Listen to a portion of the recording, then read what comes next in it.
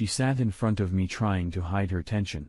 During the first meeting, I had learned that Louisa was a civil servant, well regarded by her superiors, a successful woman, but there was something wrong with her relationship with her husband. That's what they both thought. But the wife had more trouble understanding than the husband. "Louisa, how long have you and Harry been together?" I decided to reassure the woman who was very nervous. "Me been together for about 22 years, we have 2 children, a son, and a daughter. They are already in college, so Harry and I are home alone." Louise answered me hastily even to my unasked questions. I couldn't understand what exactly this woman was hiding about this world. "Do you feel lonely because the children have left home?" I marked down in my notebook the strange sense of guilt I could feel in Louise's words and actions. "What are you saying? Why am I lonely? I'm at work. We have a good team, friendly, and at home, I have Harry."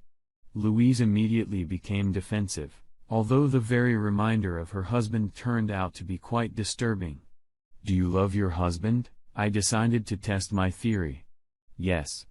I love him." She closed her eyes and whispered her confession. "Are you cheating on him?" I dropped the question without warning. "What? I would never do that to him." Those were sincere words. But there was an audible alarm in them. "I'm sorry, I just had to ask, but I wanna ask you how you're doing in bed." I believed Louise would be sincere here too. "We're sleeping together. I think it's an age thing. I don't always wanna do it with him," was a strange answer. A woman who loved her husband refused to make love to him. Why? My direct question demanded a direct answer. "Yeah. I'm not sure of myself. There are just too many young, beautiful women. And Harry, he's better than me. And I guess it's okay." Louise wiped away a tear. "Did Harry tell you that you're not pretty?" I tensed up waiting for an answer. "No. Not at all. He's always admiring my body, says I'm the most beautiful, but I'm over 50. Louise tens again. "When did you start having trouble having sex?" Even a non-expert could see that the woman was lying. "I don't have a problem having sex. I'm sorry. I mean, I'm not interested in it." Louise looked at the chair where her husband had sat last time. I asked about the time. "Louise, I was beginning to develop a note of hostility towards this woman. 6 months ago, we stopped sleeping as husband and wife 6 months ago." Louise was surprising me more and more. "And what happened 6 months ago?" I tried to force out some information. "I was told my husband was having an affair on the side," and now there was an expression on her face that signaled not anger but guilt. "And you think he's cheating on you?" I needed to hear her opinion. "I don't know. He never comes home later than usual. He hasn't changed his behavior. I can't smell another woman's scent from his clothes. There are no new callers on his cell phone that he talks too often. There are no messages in his mail from any acquaintance, but I can't be sure. The detectives hired haven't." Louise could barely hold her breath. She looked at me a little annoyed. Her voice on the other hand became a little sharper. "You're going through his phone and reading his mail, and what could the detectives possibly know?" I wouldn't have thought Louise was capable of such a thing, but this woman didn't trust her husband. "Yes. I'm jealous of him. I check his cell phone every night, and the surveillance has determined that he is faithful to me." The quiet reply stunned me. "But you could ask him. I'm sure he wouldn't lie to you." I hoped for their reconciliation. "I'm afraid to hear that he has someone else. I'm scared he's going to leave me for some whore who hangs around him at work." And then I was told about him. Yes.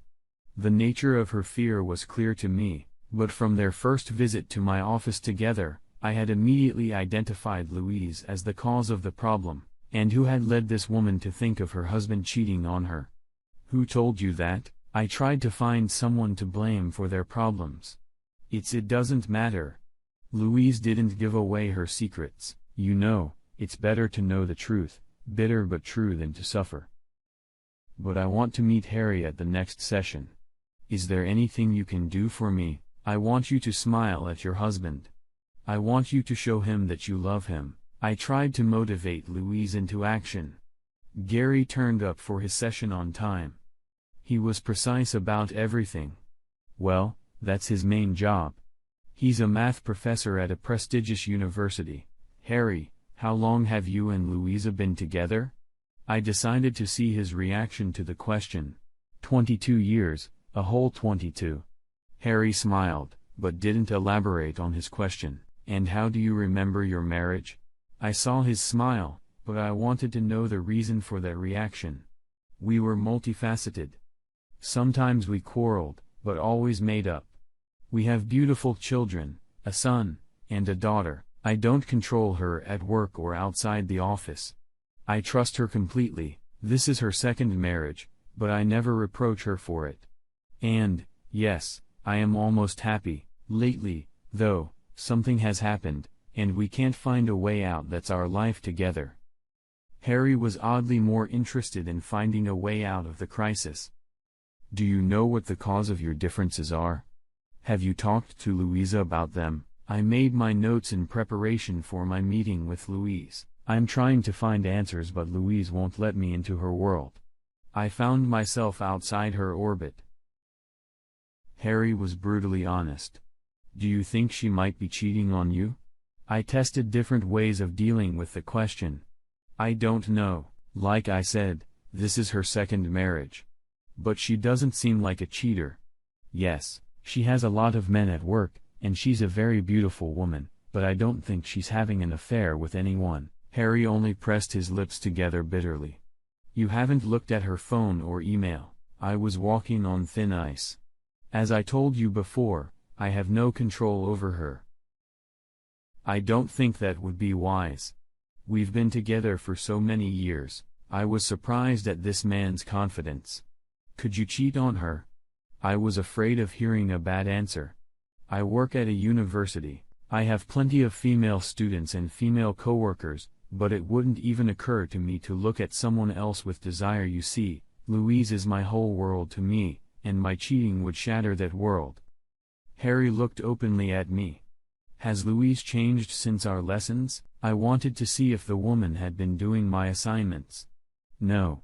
She thinks it's an age thing with us. And we have to overcome things on our own, and this was something I didn't expect to hear. How do you behave around your wife? I was at a loss to guess. I love her. I always tell her about it, demonstrate it, and I always will. Harry leaned back in his chair and closed his eyes. Harry, when did Louise changes to you start? I needed to find a reason. About 6 months ago. Harry smiled bitterly, but here was the coincidence in time that surprised me. And what happened 6 months ago? I realize you can't remember everything, but the most important moments you can remember. I was walking on very thin ice. The highlights? I released another one of my books. Our son turned 18. My longtime friend Jack came to visit. He stayed at our house for a week. It was our family's traditional Jack week. I signed a new contract for a new book. I don't seem to have forgotten anything. Harry smiled. Remembering those events, does your friend come to visit you often? I suddenly realized I shouldn't have put that question. But it was too late to call it off. Jack doesn't visit us very often. Most often for his son's birthday, he gets a week's vacation from his employers, so he spends his entire vacation at our house. Even Lisa takes her well-deserved week off to cook and just relax. They go out a lot. Louise shows him around the city. Harry smiled again at the memories, and I decided not to touch the sore subject any further. I'm not a detective, but I can logically calculate different options. We may need to spend the next class with the two of you. I'll need to ask you the same questions. But remember, you have to fight for your happiness. I suppressed the temptation to yell at Louise. Okay. We'll be at your place in a week. I think we should sort ourselves out. Harry stood up and after saying goodbye, he left. But to my surprise, they didn't show up for our meeting. What's more, my secretary couldn't get in touch with them.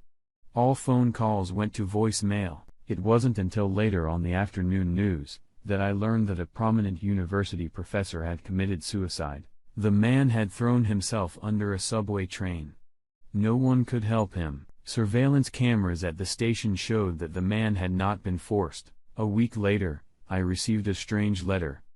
On the envelope was my work address. In the place where the sender's address should have been there was only the name Harry. I fought the temptation. The man's posthumous confession could only confirm my suspicions. Sitting at home with an unchanged portion of my whiskey, I decided to give in to temptation and open the envelope. There were copies of 3 DNA tests with the conclusions of the specialists. Samples 12 belonged to relatives. Samples 23 belonged to relatives. Samples 13 belonged to unrelated people. No, one didn't even have to ask oneself what that meant. The conclusion was obvious. Harry had found out that his son had a different father. It didn't take a mathematical genius to figure out exactly who the boy's biological father was. But why did Louise continue to let the man she had once had an affair with into her home, or was the affair never ended? I picked up the letter that was in the envelope, handwritten in neat masculine handwriting. In our bedroom, I found what I was looking for. Louise kept a diary a long time ago. Ever since the day she and I dated, several notebooks. Yes. I should have noticed it earlier. Jack was more than a friend to her. So they started their own Jack Week. Louise and Jack denied their spouses' sex issues so that they could belong only to each other. All these years, I've seen things I've never been able to unravel, but it's too late now. It's too late to fight, to divorce. But I've made my choice. I've changed my will, according to which most of my savings will go to my daughter. The rest will go to my son. I continue to consider him my son. I've even changed my insurance policy. My daughter will now get the money. I haven't closed my and Louis' bank accounts, but I have transferred most of my fees to a separate account that will also go to my children. I've kept our joint medical policy for Louise, although I don't even know what that will do for her. It turns out she often used it to treat her lover. I gave the contract for the new book, the material for which I had already gathered, to my deputy, who was the only one who knew about my problem, and I refused to be a co-author on this project. Let all the glory go to this young woman who lives her life entirely in science. My choices are difficult, but I'm not willing to go through the hell of divorce. I don't want anyone to know that I have become the owner of huge horns in 22 years. I am also sending you a check for your sessions. We were signed up for 20 courses, and I am paying for all of them. Maybe my wife would like to tell you about her experiences because I left her the test results and a little message. Thank you. May all be well. I put the letter on the table and filled my glass again. I needed to calm myself down. We never got to meet Louise. She, even knowing that Harry had paid for the entire course of our sessions, was unwilling to make any reconciliation with herself. Had she been able to understand herself and open up to her husband, she could have saved her loving man from death. Her desire to blame her husband for her adultery was strange. Did she really want to shift the blame for all the problems in their family onto Harry? But honestly, who needed all that explanation? Jack's weeks hadn't been a random choice. Sooner or later, Harry would have seen that he had little in common with his son. I wonder how Louise reacted when the will was read out, and did the children realize what such a change meant? Don't get me wrong, but to be honest, I would like to gloat because she is the one who deserved such a punishment.